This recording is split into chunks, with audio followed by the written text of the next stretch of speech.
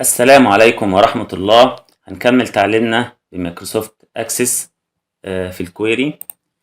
هنا ده الديزاين فيو بتاعه ما بين الديبارتمنت والامب او الموظفين والاقسام اللي هم شغالين فيها. وعندنا ادي اخترنا 3 فيلد منهم او 3 حقول منهم، ونيجي نعمل لهم رن. ادي الاسم والاسم الادارة وادي المرتب.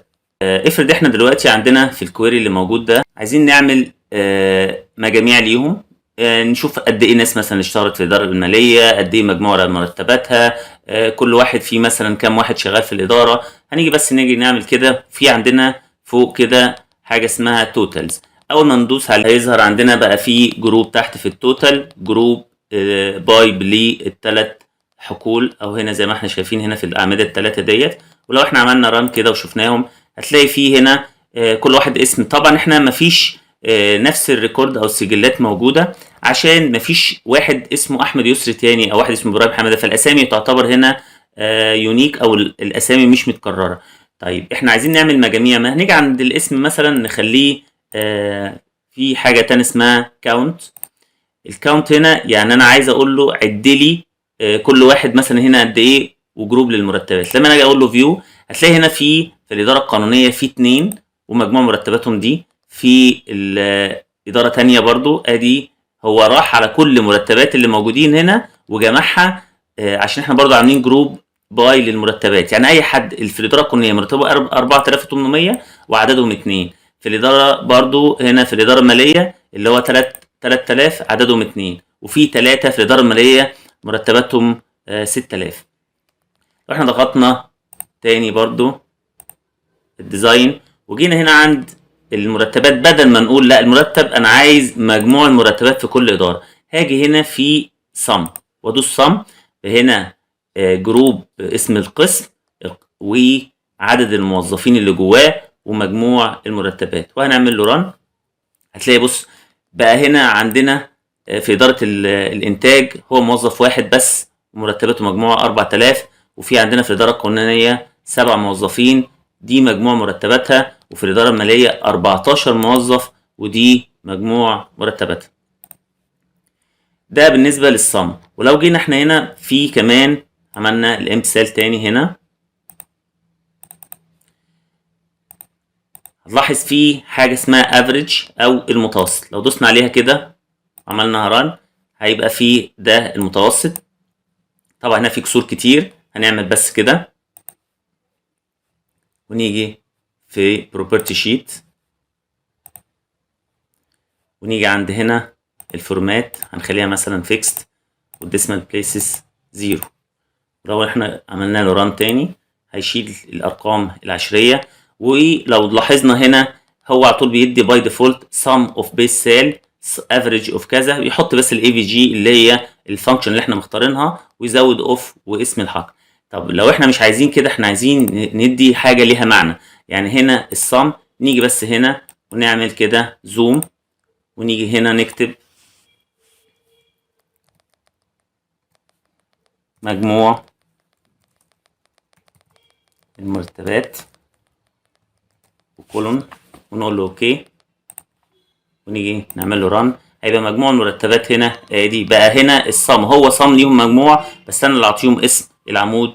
وبرده لو احنا عملنا في المتوسط كتبناها هنا، واي حاجه هنختارها نقدر ان احنا نغير بس نعمل كولون جنبها. طيب في حاجه برده تاني، لو اخترنا البيس سيل او المرتب تاني، في بعد كده في اللي هو المينيمم، احنا عايزين اقل مرتب في المجموعه قد ايه ونعمل له ران. هتلاقي المينيمم في إدارة الإنتاج هو واحد بس اللي موجود. المينيمم في ال7 موظفين دول المجموع بتاعهم الرقم ده، المتوسط اللي هو 4900 وأقل مرتب 3000. وبرضه في الإدارة المالية احنا عندنا 14 موظف أقل مرتب ليهم 2000. لو رجعنا تاني برضه هنا للبيز سيل تاني اللي هو المرتبات، واخترنا بدل مينيمم اخترنا ماكس وعملنا كده ران، هيديني اقصى مرتب في ال 14 موظف دول واقصى مرتب في ال7. طبعا هو عشان موظف هنا واحد فنفس الرقم. ونقفل ديت ونيجي نختار مثلا الكاونت ده احنا عملناه عند الموظفين هنا في STDV اللي هو الانحراف المعياري. ده بيدي لك الانحراف بالنسبة للمرتبات جوه عند الموظفين دول، ادي الانحرافات بتاعتهم. وبرضو لو احنا عملنا البروبرتي بتاعتها بحيث تبقى ما يبقاش كل الاقسام دي زي ما احنا عملنا قبل كده، نظهر بس البروبرتي شيت ونيجي هنا الفورمات. مثلا المرة دي هنخليها رقمين عشريين، نعمل لها رن، هيديني ادي الانحراف المعياري بتاع المرتبات دي. طبعا لو دوسنا عليها تديلي الرقم كاملة، لكن احنا كده ادي رقمين عشريين. وفي بعد كده اللي هو برضو هنختار البيس سيل تاني، ونختار في اللي هو الفاريشن او التنوع ما بين المرتبات وبين بعض. ادي كده برضو هيديني الرقم زي ما احنا شايفين كبير، وبرضو نقدر ان احنا نعمله البروبرتي بتاعتها ونخليه برضو decimal places مثلا 2، هنشغله هيطلع برضو ادي الرقم اللي احنا عندنا. طيب.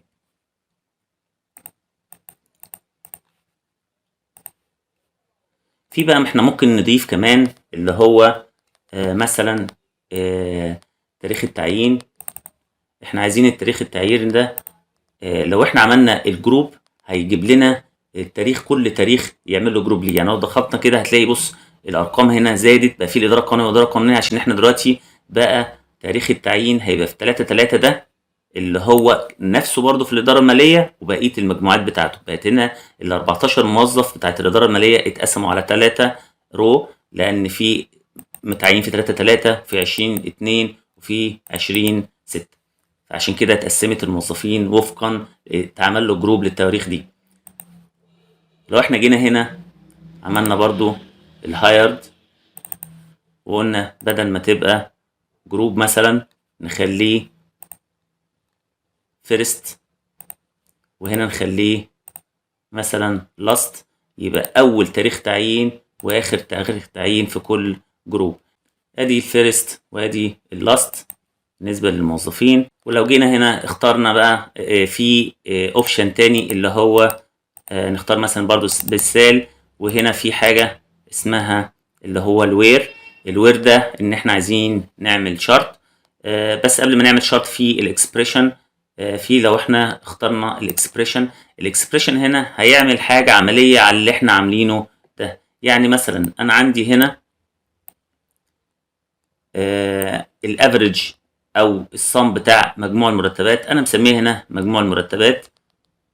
هاجي هنا بس اجي كده اعمل له زوم واكتب كده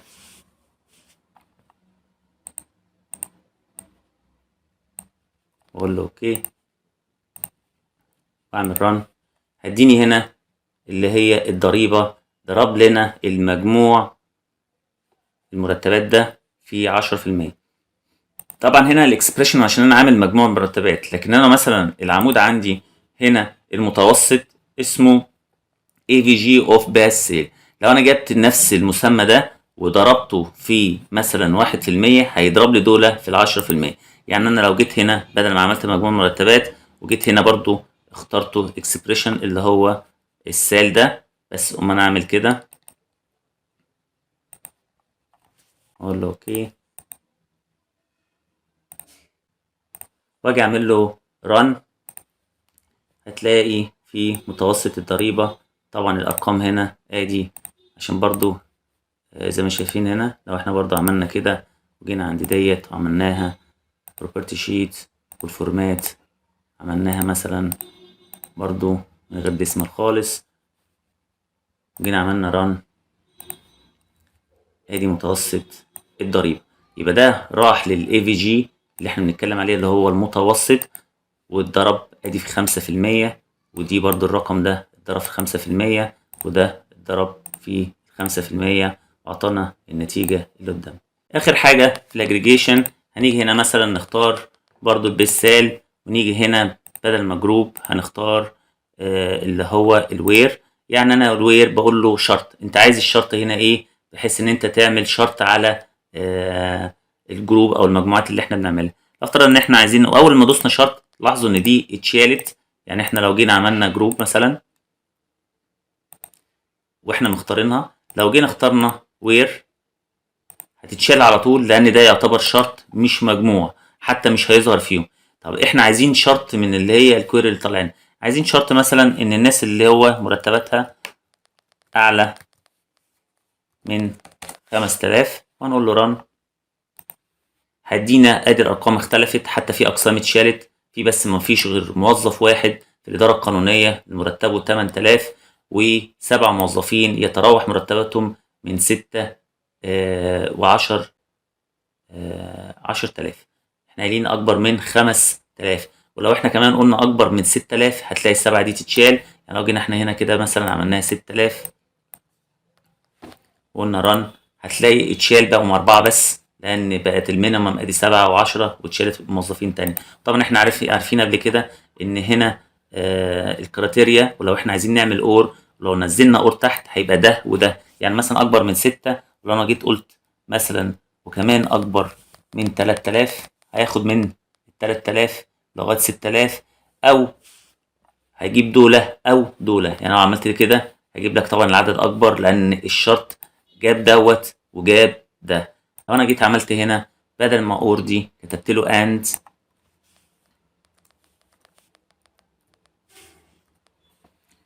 قلت له اوكي رن، مش هيجيب حد اصلا غير اللي اكبر من ما بين الاتنين وما بين الخمسة، مش هيجيب ولا الاتنين ولا الخمسة، حتى ما فيهاش اكبر من او يساوي. في حاجة اخيرة هنا، ان احنا بعد كل ده خالص احنا ممكن كمان نعمل له سورتنج. يعني انت لو عملت هنا فيو، ادي الادارة القانونية، عندنا المرتبات مثلا زي ما احنا شايفين 4000 4100، كل ده ممكن يتعمل له طبعا ترتيب في اي مكان من الاماكن دي. لو احنا جينا مثلا عند المتوسط وقلنا سورت عايزينه نعمله descending، الأكبر للأصغر، أو تنازلي هنعمله كده، هيرفع لنا فوق ادي الأكبر أصغر، وطبعا تصاعدي بالعكس. وكده وأنا أتوقف هنا النهاردة، وإن شاء الله نكمل في فيديوهات قادمة. لو عجبكم الفيديو دوسوا لايك، لو مش مشتركين اشتركوا عشان يجيلكم كل ما هو جديد. شكرا والسلام عليكم ورحمة الله.